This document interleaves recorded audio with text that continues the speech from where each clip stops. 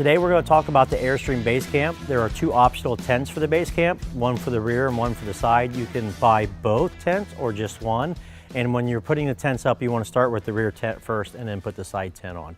There are also a couple dealer prep items that need to be done before you actually go out on the road. So we're going to talk about those as well.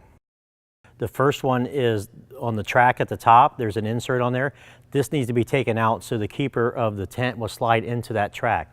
So what they do is they'll take this piece right here and they'll take it out of the track. Now this goes to the front and around the rear of the trailer. They'll take that out so the tents can slide in there. There's also snaps that need to be installed for the tent to hook to the trailer with. The dealer will install these when you buy the tent, and they're going to be about 4 or 5 of these along the back and the side of the tent. The rear tent's going to come in 2 bags. The first bag is going to have the tent itself. The second bag is going to have 1 fiberglass pole, 3 metal poles for the top, a set of instructions on how to set up the tent, and some drawstrings for your stakes. The first thing we're going to do is take the nylon cord on the tent and feed it into the track. While one person feeds it into the track, the other person will take the pull strap and pull it around the rear of the trailer. After we have the tent installed into the track, we're going to take our standard fiberglass tent pole. We're going to slide it into this black track that's on the back of the tent, and then we're going to use the small hole on the corner piece, and the big hole is for your support bars that go from the ground up. After we have the fiberglass pole installed, we're going to have somebody hold it on the outside, and then another person is going to go on the inside. And they're going to take this pole and they're going to slide it out this pocket here, and they're going to clip it right on the fiberglass pole. Once we have it clipped on the fiberglass pole, we're going to slide it into the pocket at the trailer side of the tent and then tighten it out and lock it down with this locking screw. Once we have all 3 roof bars in place, we're going to take the corner post, put it into the corner here, and then we're going to come down here and insert it into the eyelet of the strap. After you have it into the eyelet strap, we can take these little snaps here, these hooks, and hook them right onto the pole itself. Then we can take our stakes. We have 8 stakes for the rear tent. We can put them in these straps and then take a hammer and tighten these down to the ground.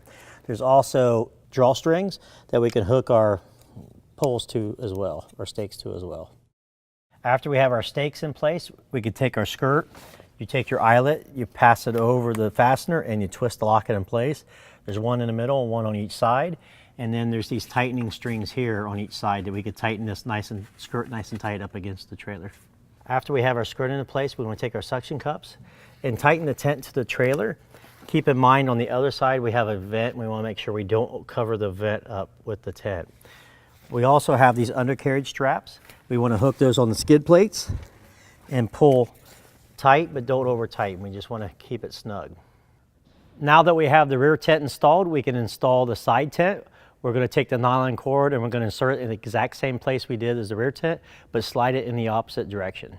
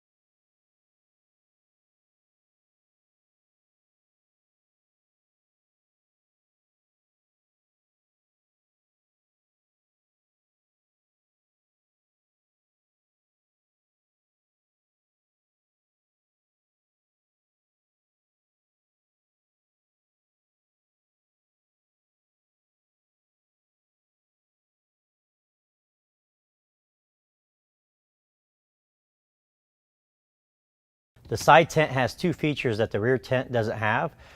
The skirting has a cutout for the wheel and the step.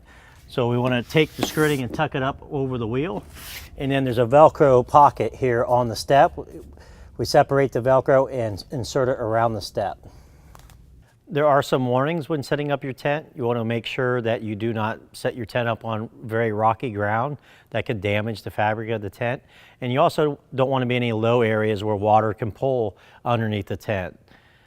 When you're done camping for the season or for that weekend, you want to make sure you dry out the tents completely before storing them.